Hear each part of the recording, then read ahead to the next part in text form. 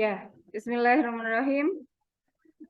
Saya sekarang akan mulai membahas teori aproksimasi atau pendekatan Born-Oppenheimer. Jadi pendekatan ini itu pendekatan yang diambil atau diusulkan ketika kita mulai membahas molekul. Jadi ketika membahas atom, pendekatan ini tidak diperlukan, gitu ya. Ketika membahas molekul, barulah kemudian pendekatan ini diperlukan. Seperti mungkin yang kemarin sempat saya singgung bahwa untuk sistem atomik kita bisa memperoleh persamaan psi itu secara analitis ya, secara eksak. Kita bisa menyelesaikannya secara eksak. Nah, tapi itu hanya sampai sistem atom, hidrogen atau hidrogenik. Begitu atom kita itu sudah isinya lebih banyak, gitu ya.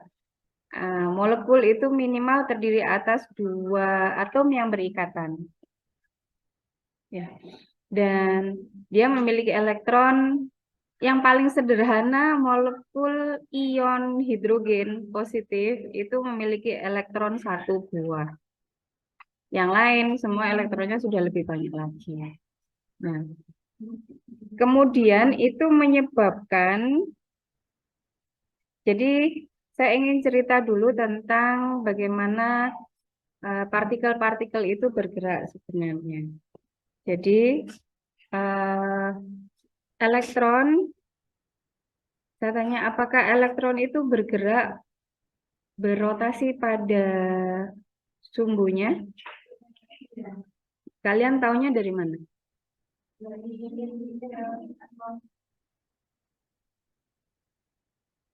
Dari mana?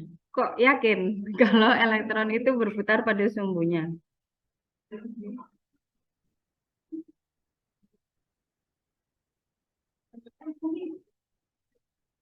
Gimana? Kayak tata surya.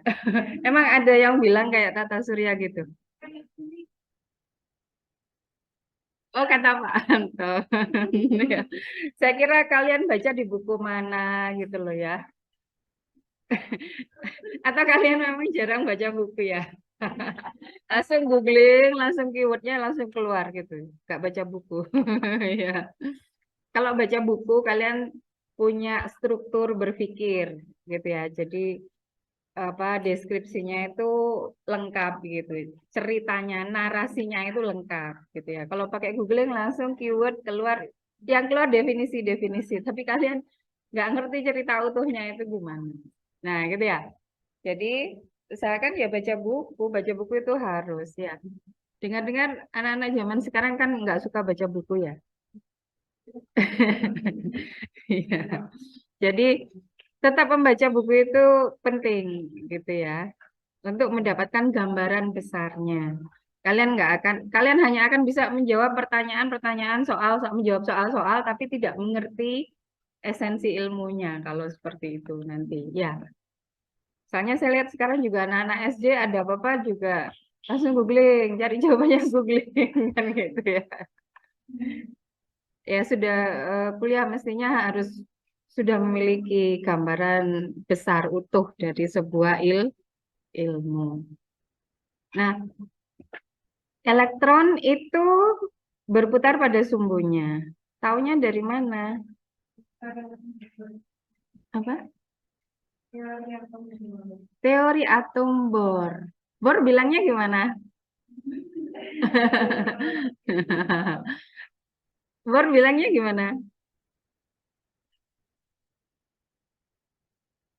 Menjelaskan bagaimana tingkat energinya. Dia nggak cerita kalau elektron berputar pada sumbunya.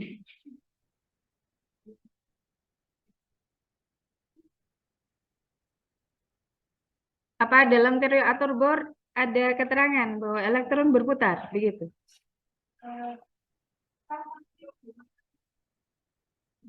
Berputar tapi mengelilingi inti.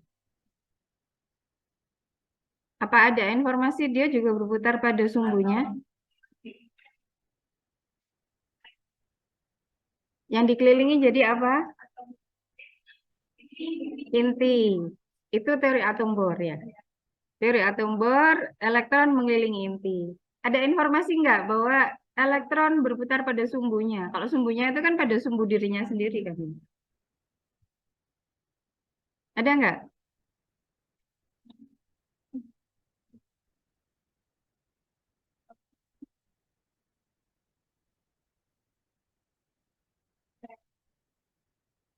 Orbitnya, orbitnya yang sirkuler kan gitu ya?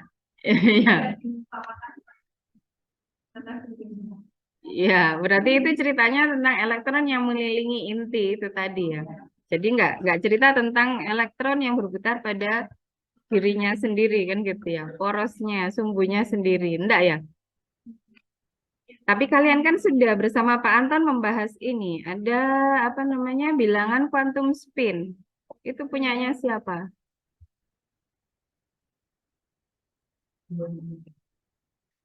Bilangan kan quantum spin M apa itu?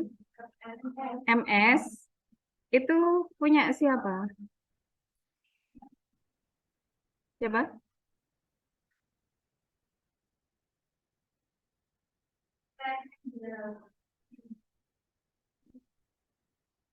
Bagaimana kalian bisa menghitung bilangan quantum spin?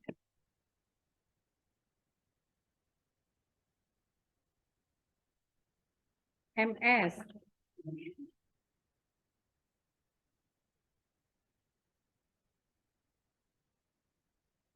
Ada berapa sih bilangan quantum spin? Dua. Apa? Plus setengah sama dari mana itu dapatnya?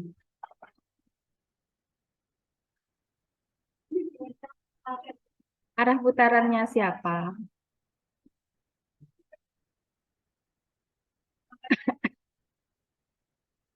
Oh iya. Arah putarannya siapa? Elektron.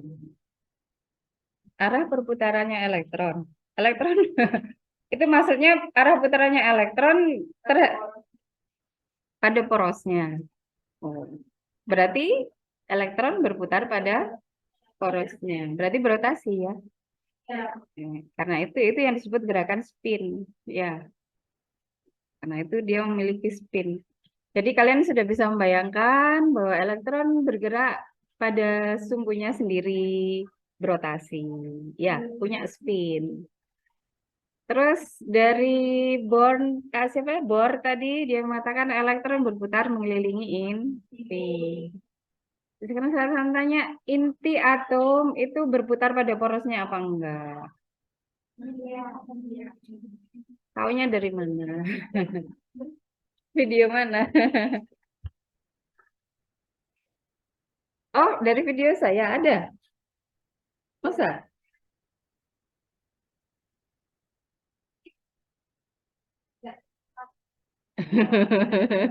Iya. Tapi kalian nggak tahu faktanya, itu kan dari cerita saya. Iya. Seperti tadi dari cerita Pak Anton kan. Iya. Eh, pernah dengar spin inti gitu? Pernah dengar? Coba di googling, ada nggak spin inti? Spin inti.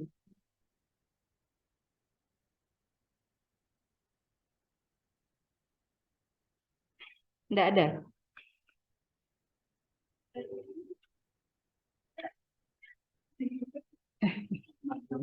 Ada yang nggak ada. Google-nya lain kali ya.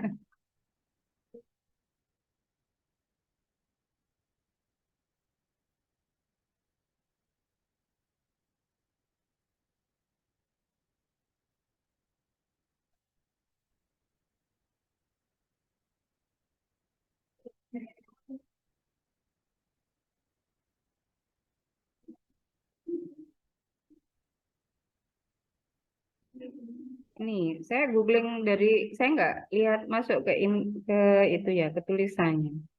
Ini kelihatan aja ini. Fisika inti, sifat-sifat inti atom, dan lain sebagainya. Kemudian momentum sudut total, spin inti. Berarti ada spin inti. Berarti inti atom itu melakukan gerak rotasi pada sumbunya sehingga dia memiliki spin. Ya,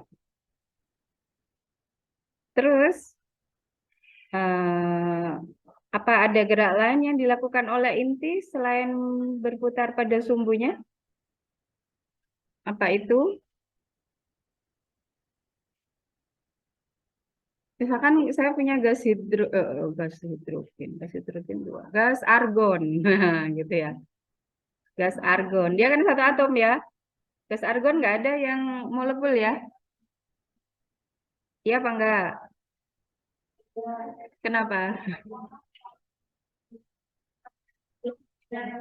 Gas mulia ya.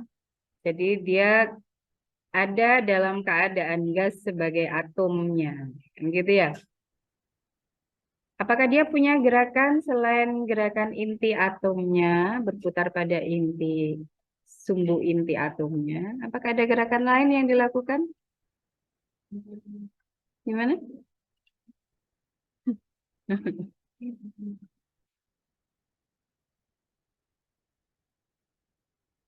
Kalau saya punya gas argon di ruangan ini, kira-kira dia bisa bergerak nggak?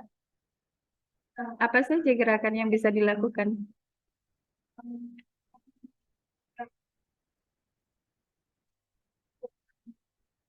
Hmm?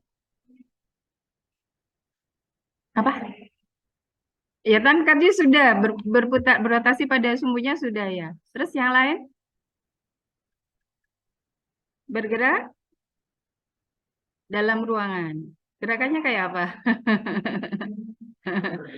Kok tahu kalau dia bisa bergerak di dalam ruangan?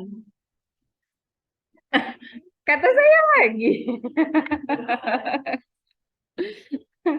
Lah kalian jangan percaya begitu saja. Pernah pernah ini di rumah ada LPG kemudian bocor gitu. Kamu taunya dari mana? Dari baunya. Ya, karena gasnya gas khususnya gas baunya itu bukan gas LPG-nya yang bau itu ya. Iya, itu H2S gasnya itu ya. Itu bergerak masuk ke hidung kita, itu jadinya ke bau. Dan ya kira-kira gas argon kan juga sama kayak gitu ya, walaupun mungkin tidak terbau oleh kita kan gitu ya. Jadi dia bisa bergerak di dalam ruang. Gerakannya apa namanya? Berpindah tempat. Kan bukan berputar pada sumbunya, tapi berpindah tempat. Itu namanya gerak apa? Gerak berpindah tempat itu namanya gerak. Kalau tadi berputar pada sumbunya namanya gerak rotasi. Kalau gerak berpindah tempat namanya gerak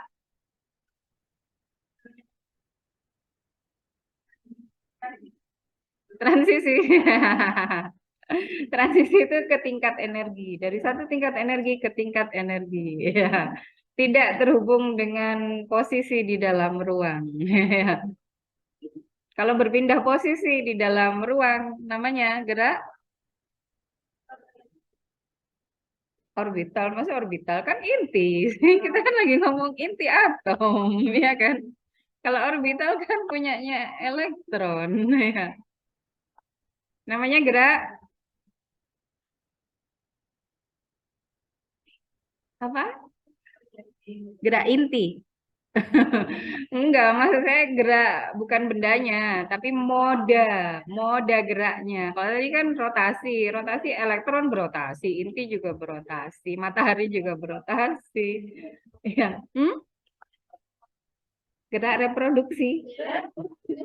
Revolusi.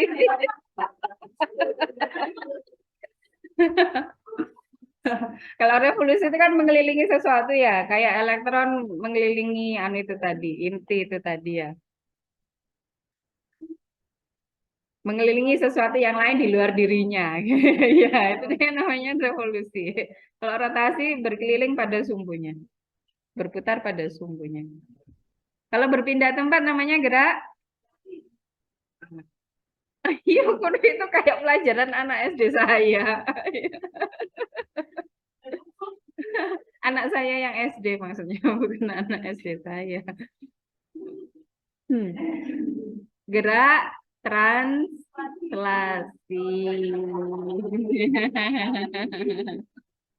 Oh, tadi saya sudah bilang transisi itu apa? Ya, perpindahan dalam ruang, perpindahan posisi di dalam ruang. Ya, itu namanya gerak translasi. Ada jenis mode gerak satu yang lain lagi, tapi dia nggak bisa kalau hanya satu atom. Dia harus minimal dua atom. Namanya gerak perpindahan posisi juga sama. Namanya gerak minimal hanya bisa dilakukan minimal oleh dua atom atau dua benda. Kalau satu benda nggak bisa. Namanya gerak apa? Apa? Nggak dengar saya. Tarik menarik. Tarik menarik. Kalau telak menolak enggak?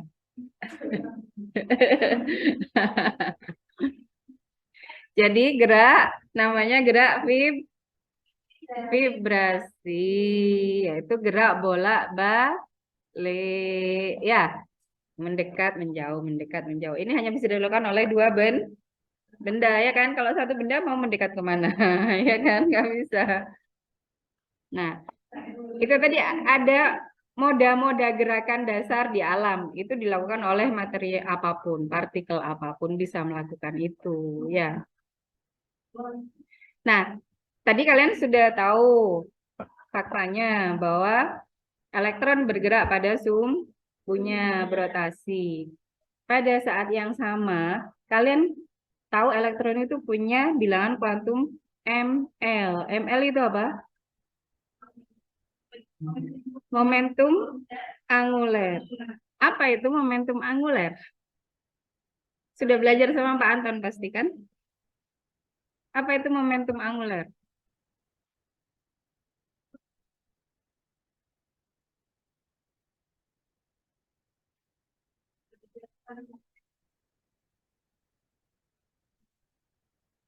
Momentum itu apa?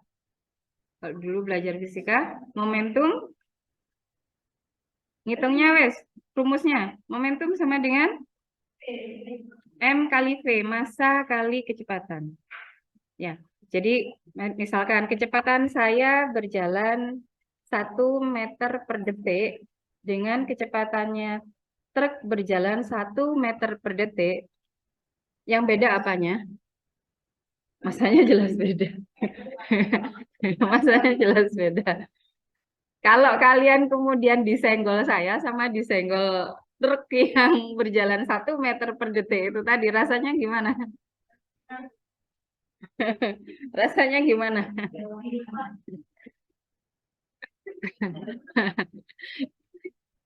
Kalau keserempet gitu, saya berjalan 1 meter per detik. Terasa nggak kalian? Kalau kalian diserempet sama truk berjalan 1 meter per detik, kira-kira apa yang terjadi? Hmm? Apa? Langsung masuk rumah sakit. Ya, artinya energi yang dibawa beda ya, walaupun kecepatannya sama. Karena masanya itu, artinya momentum itu terkait dengan energi yang dibawa. Kan gitu kan ya, oleh suatu materi. Kalau momentum anguler, anguler artinya apa? Terus, apa hubungannya sama elektron kok punya bilangan momentum anguler? Bilangan kuantum momentum anguler. Itu karena elektron melakukan gerakan apa? Sesuatu yang punya momentum anguler itu dia harus melakukan gerakan apa?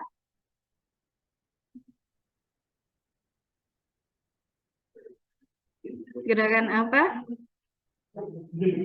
Apa?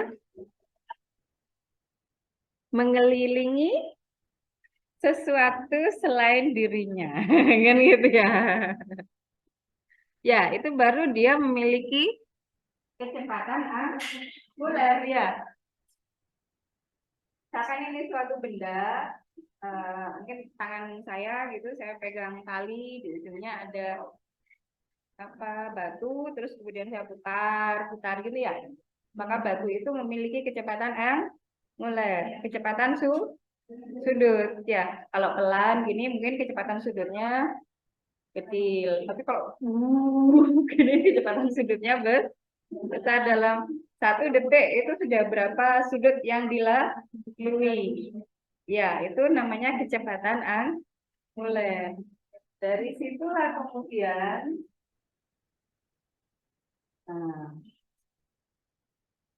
kalau ada kecepatan angular, akhirnya nanti ada momentum apa ya? Anunya, simbolnya. Biasanya kecepatan angular itu kalau nggak salah omega gitu. Kalau kecepatan gerak lurus itu V, kalau kecepatan angular itu kalau nggak salah omega namanya simbolnya.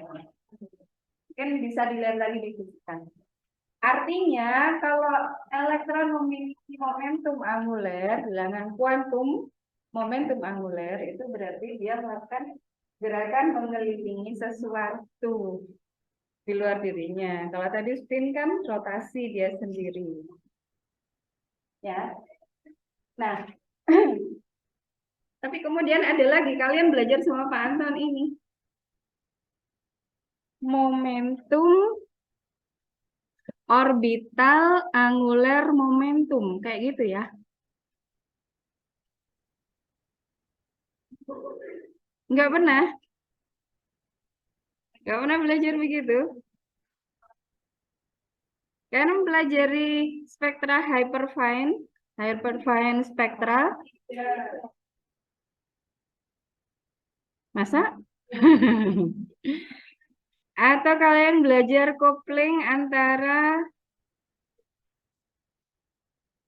spin dan kopling spin dengan total angular momentum elektron. Ini dia kan? Ini kan barangnya. Spin orbit coupling. Sudah belajar spin orbit coupling kan? Sama Pak Anton? Iya. Yang terjadi itu apa sebenarnya? Coupling itu kan penggabungan ya. Penggabungan. Spin orbit itu berarti penggabungan spin dengan orbit. Itu maksudnya apa? Jadi ini kita baca ya. Kita baca ya. Ada yang bisa mengertikan ini? Apa kurang besar? Kurang terang?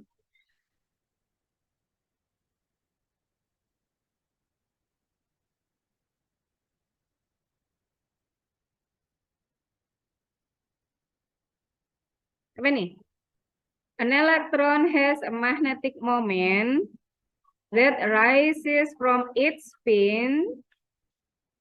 Similarly, an electron with orbital angular momentum, that is an electron in orbital with L sama dengan lebih besar daripada 0, is in effect a circulating current and possesses a magnetic moment that arises from its orbital momentum. Jadi ceritanya di sini elektron yang bergerak pada intinya itu sehingga memiliki spin itu menimbulkan momen magnet. Ini dasar ilmu fisika ya, bahwa benda yang bermuatan kalau dia bergerak akan menimbulkan medan magnet. Dan sebaliknya, magnet kalau dia bergerak maka akan menimbulkan medan listrik. Nah, gitu ya. Demikian juga suatu elektron dengan orbital angular momentum. Momentum angular orbital. Ini momentum angular yang mana ini? Momentum angular orbital ini.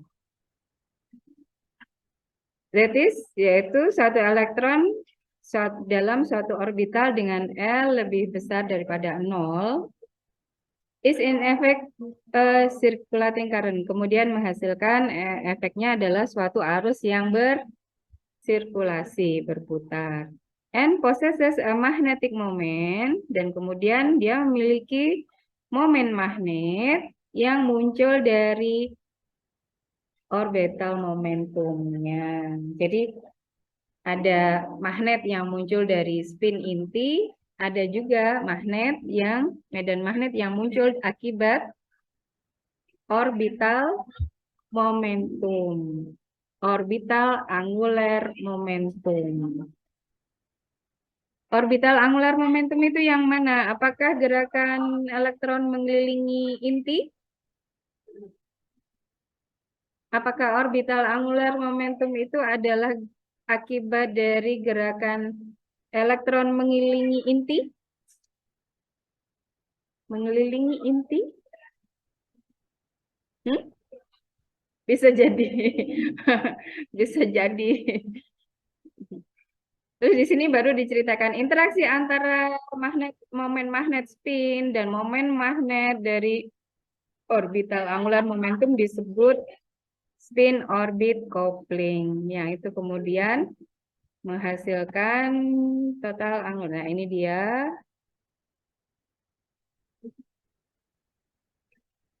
Angular momentum give rise to a magnetic moment mu. Ini loh ya, mu.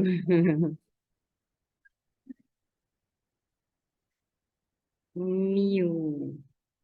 For an electron, the magnetic moment is parallel to the orbital angular momentum, but proportional to it. For spin angular momentum, they have a factor 2, which increase the magnetic moment to twice its expand value.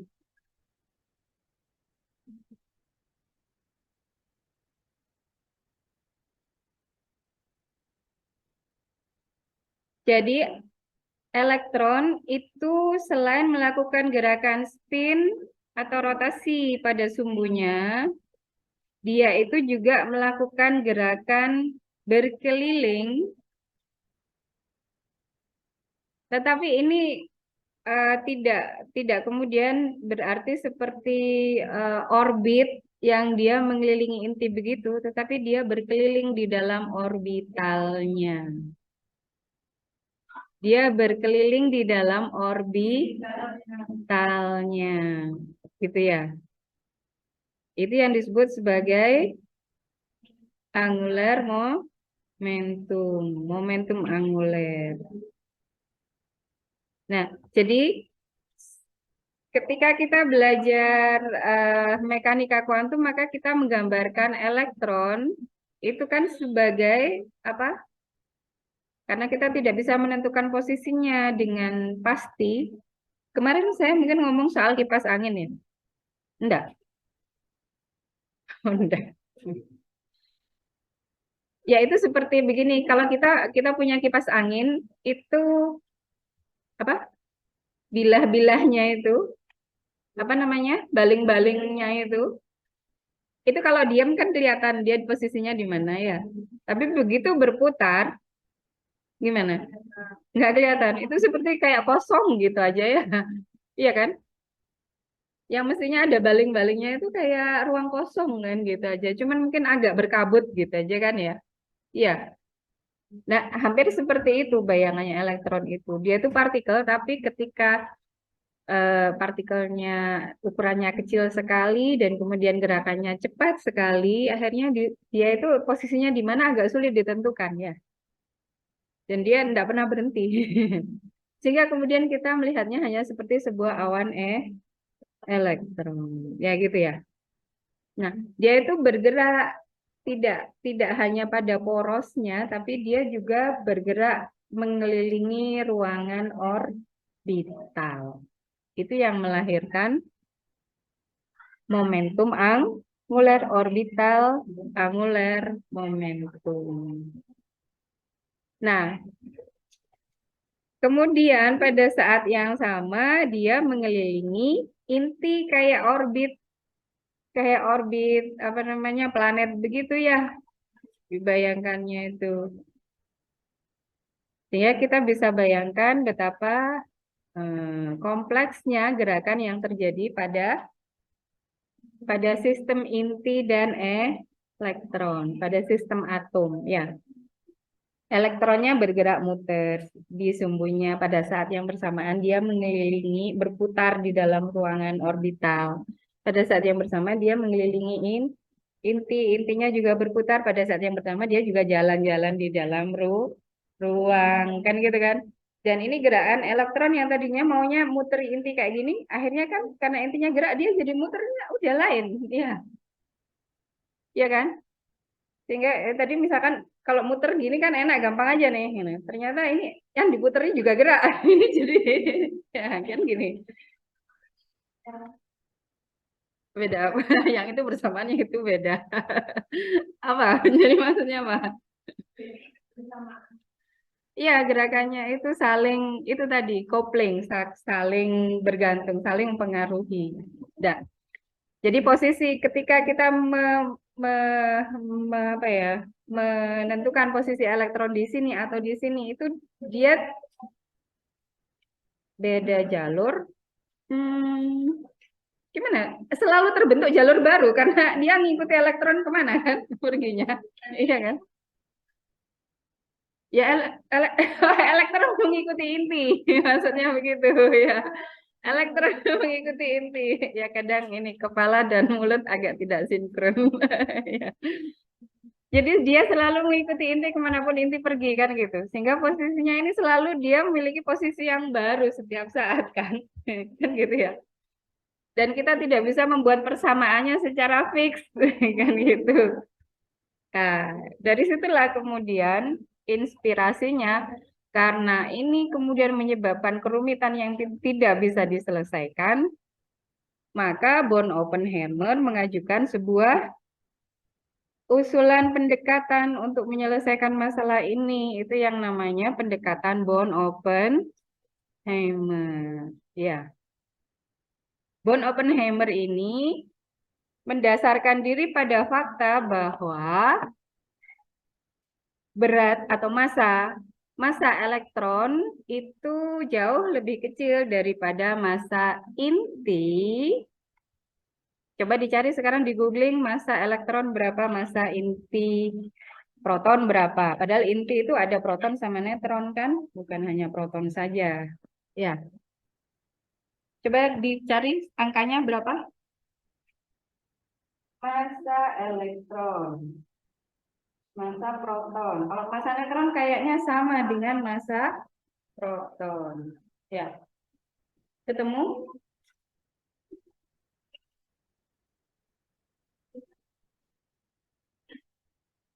9,1 masanya siapa? Kali 10 pangkat satuannya kilogram. Kalau ngomong satu angka harus ada satuannya ya. Nah, nanti gram. Kan gram sama kilogram. Terus massa proton berapa? 10 pangkat 27 kilogram. Dari sini secara kasar kita bisa melihat perbandingan massa elektron dengan massa proton itu sekitar 10 pangkat 4 kali massa elektron, 10 pangkat 4 kali lebih ringan daripada massa proton. 10 pangkat 4 itu 10.000. Bayangkan kalau 10.000, kalau saya punya benda 1 kilo, maka 10.000-nya itu adalah saya punya benda 1 kilo. Maka kalau bandingannya kalau 10.000-nya dari 1 kilo, ini 10.000 kilogram. Atau berapa? 10 ton. Itu ya. Jadi itu bandingannya antara proton dengan elektron itu seperti itu. Seperti barang yang berat masanya 1 kilo dengan yang 10 ton. Itu baru proton, belum ditambahin neutron. Nah, sehingga kemudian kita bisa bayangkan mungkin kalau truk itu beratnya 1 ton gitu, maka itu 10 truk ya, gitu ya. Itu dengan misalkan kita punya gula 1 kilogram itu kan bisa bayangkan itu besarnya seberapa. Nah, itu mengelilingi yang 1 kilogram tadi, mengelilingi yang 10 ton itu tadi.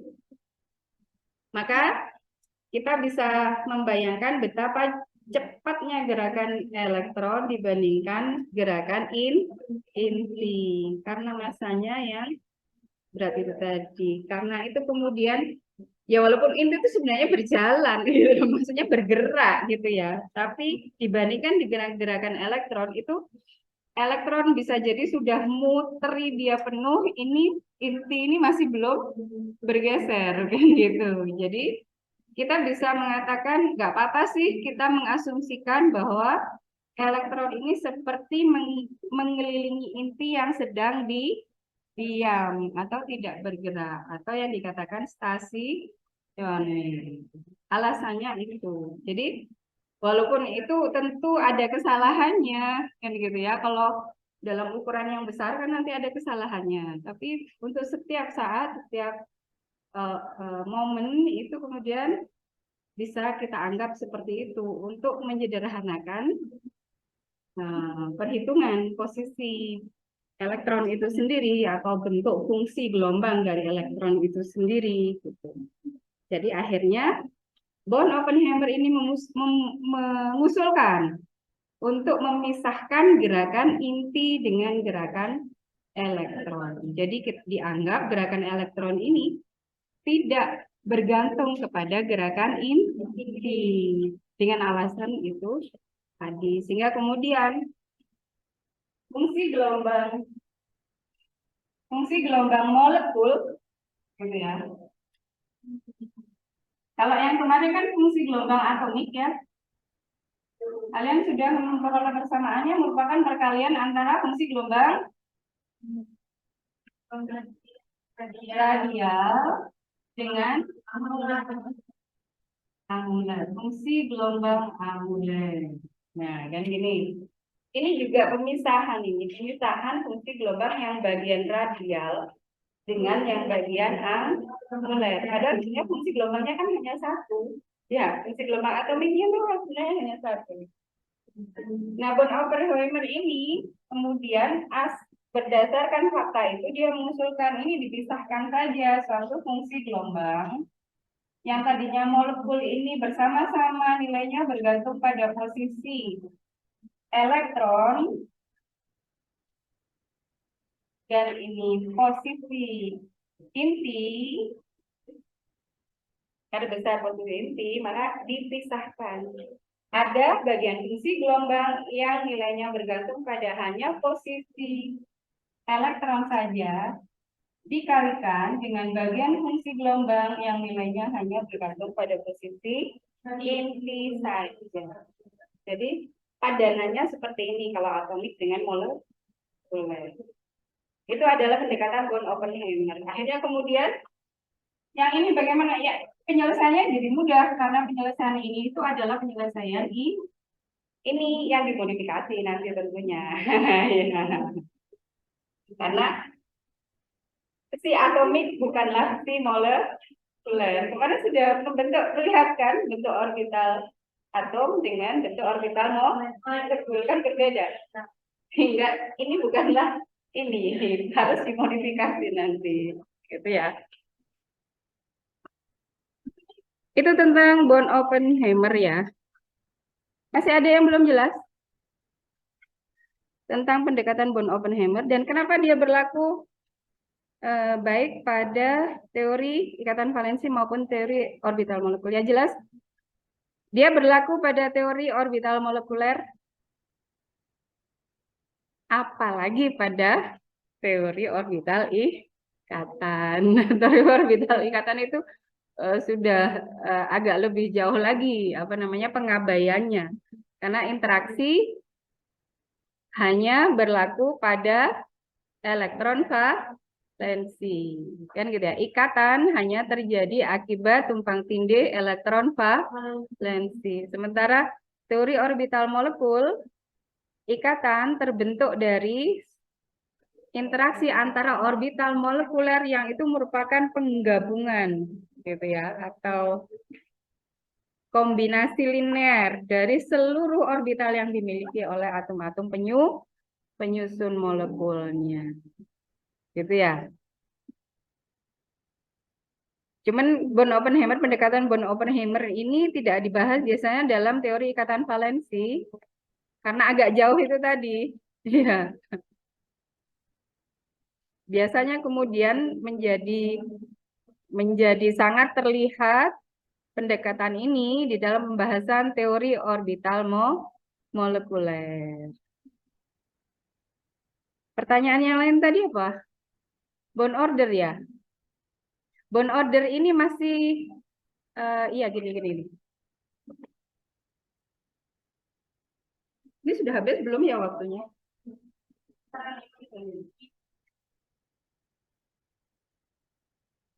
Sekarang ternyata lebih 14 menit sudah ada nih. Ya. Kemarin apakah saya sudah cerita tentang bagaimana pembentukan orbital molekul ini? Untuk menghitung energi dari sistem atomik molekuler, itu kita menggunakan mekanika kuantum,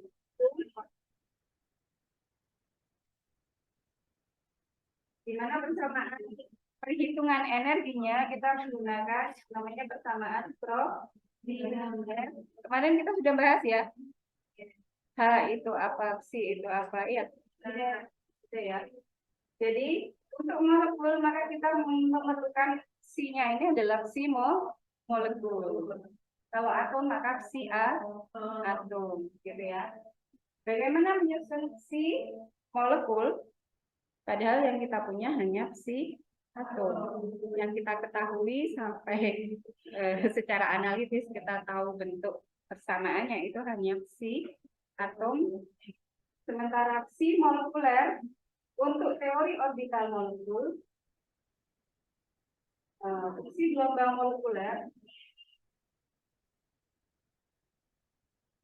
itu merupakan kombinasi linear dari seluruh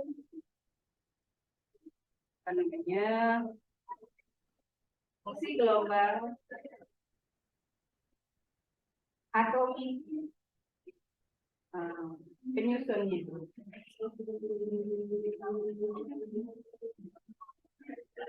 Dan itu pun tidak sekedar hanya penjumlahan dari orbital atomik, tapi dia mengalami yang namanya kombinasi yang kemudian menghasilkan bentuk yang tidak sama.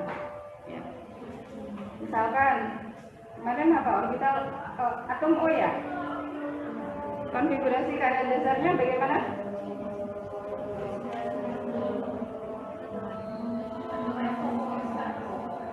Satu S,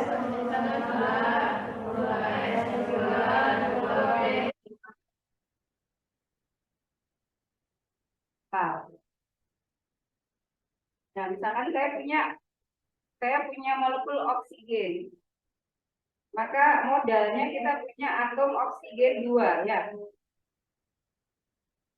Ya. Terus ini orbital atom. Misalkan kita anggap tingkat-tingkat orbitalnya ada di sini. Sebenarnya orbital kalau dengan kulit yang sampai tidak terlalu jauh bedanya.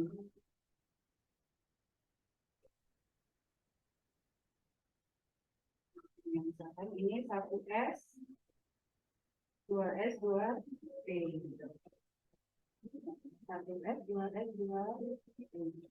Nah, kemudian ini ketika atom-atom oksigen itu mulai mendekati satu sama lain, kemudian mulai orbitalnya berinteraksi, namanya gelombang juga ya. Kalau berinteraksi itu iya nggak terpental, ya gitu ya. Kalau ketemu nggak terpental ya. Dia melakukan interferensi. Interferensi jenisnya ada dua. Kemarin sudah saya bahas. Dua, yaitu hanya ada kemungkinannya dua, yaitu konstruktif atau destruktif. Interferensi konstruktif itu yang bagaimana?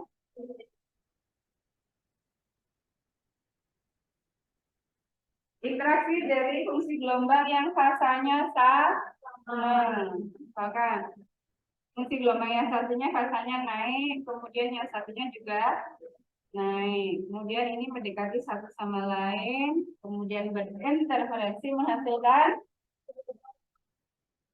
fungsi gelombang yang lebih besar. Ya, naik kan bentuknya. Terus kalau yang turun, turun ketemu yang fasanya turun, berdekat, kemudian menghasilkan interferensi ya. Bentuknya, bentuknya gimana?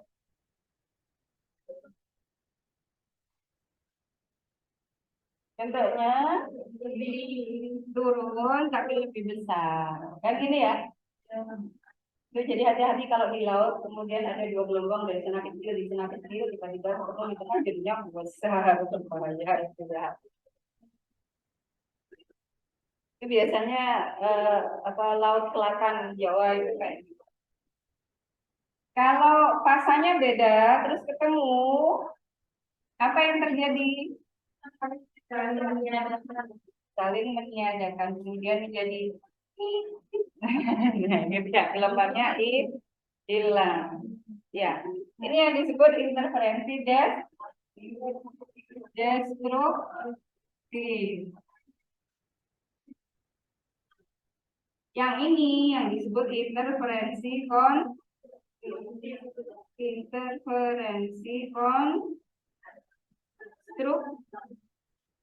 Ya, jadi gelombang itu kalau ketemu hanya ada dua kemungkinan interferensinya, konstruktif atau destruktif. Biasanya ini disimbolkan biasanya dengan tanda positif, yang ini negatif, gitu ya. Yang menunjukkan pokoknya fasa gelombangnya nggak sama, gitu aja. Ya, sehingga kemudian interferensi konstruktif ini biasanya kalau dalam persamaan LCAO nanti Anda ketemunya itu adalah gelombang A ditambah gelombang B. Kalau yang destruktif, gelombang A dikurangi gelombang B. Jadi hanya ada dua kemungkinan interferensi itu. Begitu juga ini. Biasanya interferensi yang paling besar itu terjadi pada gelombang-gelombang yang setara. Kira-kira yang energinya mirip atau sama. Yang paling gampang, sini yang mirip misalkan 1S dengan 1S. Dia berinterferensi, ada kemungkinan dua. Negatif sama positif. Destruktif sama konstruktif. Maka nantinya hasil interferensi ini, dua gelombang pencampuran dua gelombang ini menghasilkan dua orbital. Yang satunya hasil interferensi konstruktif, yang satunya hasil interferensi destruktif. Kita menyebutnya ini sebagai orbital bonding, yang ini anti bonding. Nama orbitalnya apa? Kalau ini S, kalau sudah molekul namanya kemarin belum lihat. Sigma. Ya, biasanya dilambangkan dengan star. Ya, seperti itu. Kalau ini ada 6, berapa ini? Jadi 2. 2 nanti juga akan menghasilkan 2 orbital. Ya, bonding dan anti bonding. Kalau ini 3 ditambah 3 nanti akan menghasilkan 6. 1, 2, 3, 4, 5, 6. Nanti orbitalnya ada yang ada yang sigma, ada yang pi.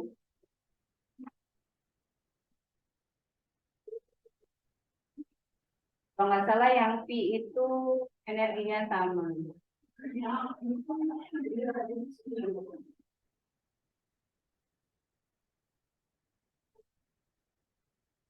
Ya, jadi bisa dilihat di sini nama orbitalnya sudah beda. Yang sini S, yang sini P, yang sini sigma, yang sini pi. Ya, sudah beda. Itu menunjukkan bahwa memang itu adalah fungsi gelombang yang berbeda.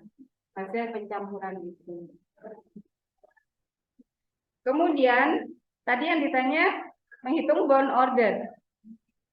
Setelah terbentuk orbital molekuler yang seperti ini, barulah kemudian kita menata elektronnya. Penataan elektron masih tetap mengikuti aturan yang dulu, aturan Aufbau, ya, dan aturan Hund, di mana elektron pasti akan memilih untuk menempati tingkat energi yang paling rendah terlebih dahulu. Sehingga orbital elektronnya ada berapa ini?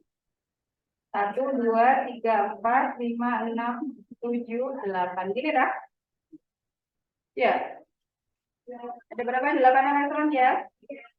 Kita hitung urut dari bawah ke atas yang masuknya.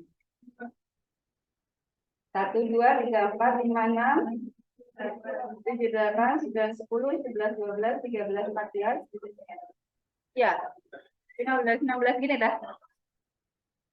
Biasanya kalau tingkat energinya sama, aturannya dia mengisi terlebih dahulu gimana? Untuk orbital yang energinya sama, ngitung masuknya elektron itu bagaimana?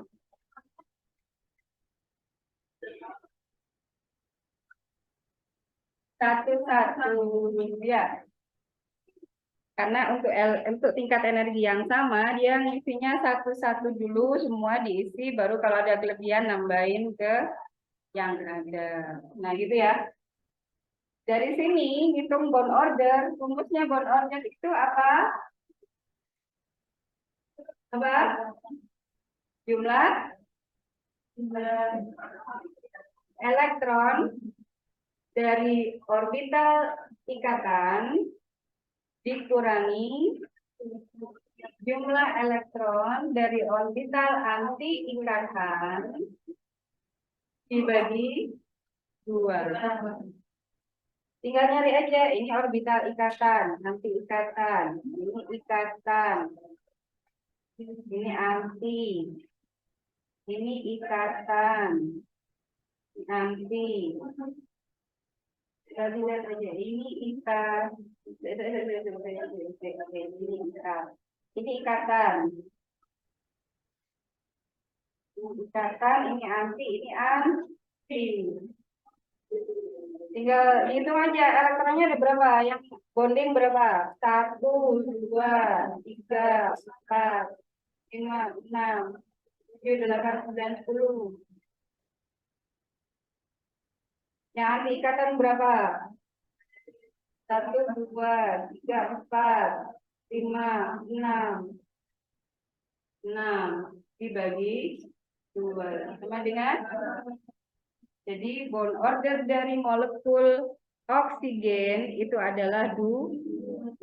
Bond order itu apa sih? Bond order itu adalah banyaknya ikatan yang dimiliki oleh molekul tersebut. Nah, berarti ikatannya ada 2. Ya. Apakah bond order bisa negatif? Kenapa? Karena orbital ikatan pasti akan disertai dengan satu orbital anti ikatan. Nggak pernah ada orbital ikatan 1, orbital anti ikatannya 2. Kan nggak pernah, ya kan? Karena konstruksinya, interferensinya ada 2 kemungkinan itu. Ya kan? Jadi tidak pernah akan ada bond order negatif. Itu tentang bond order. Jadi bond Oppenheimer sudah, bond order juga sudah, PS, EPR juga sudah. Jadi pertanyaannya sudah selesai. Berikutnya kita nanti akan membahas lebih dalam tentang teori orbital molekuler. Nah, gitu ya.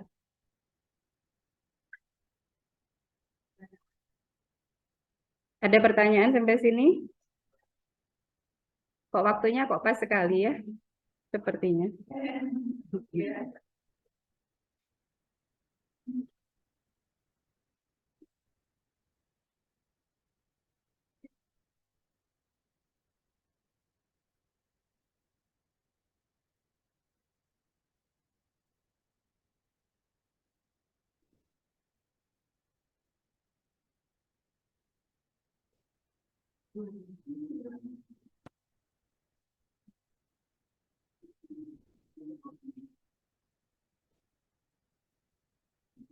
Jadi teori pendekatan von Oppenheimer itu bukan menjelaskan tentang teori orbital molekuler, tapi dia menjadi dasar untuk nanti diterapkan pada teori orbital molekuler.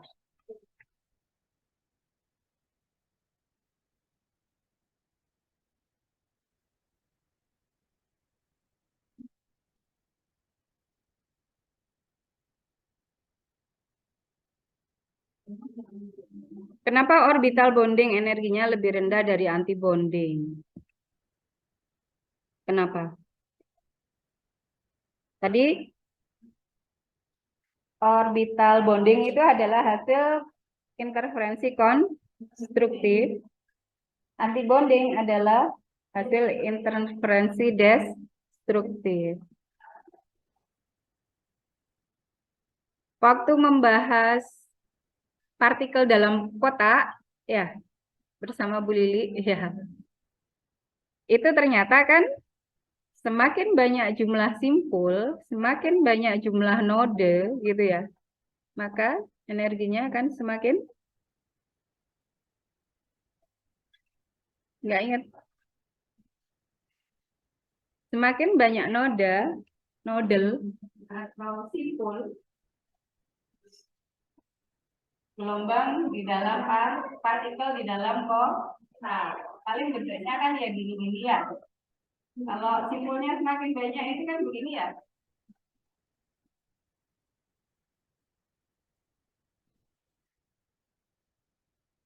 Simpulnya yang mana nih? Satu gelombang, satu puncak ini kayaknya ya.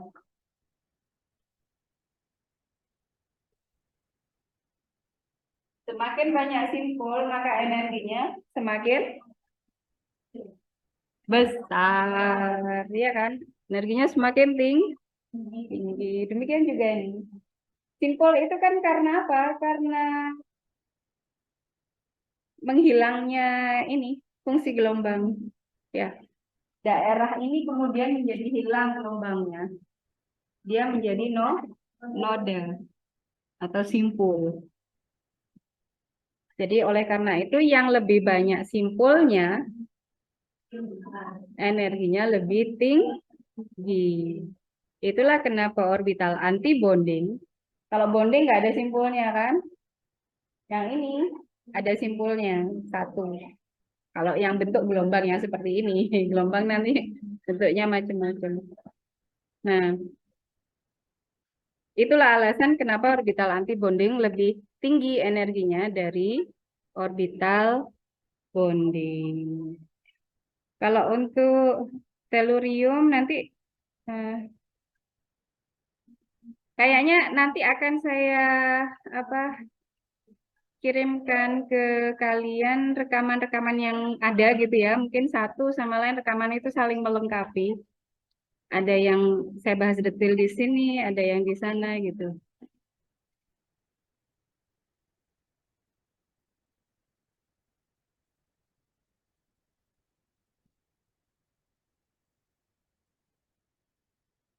Sheila, kalau tidak ada pertanyaan lagi, maka untuk pertemuan kita kali ini saya cukupkan di sini.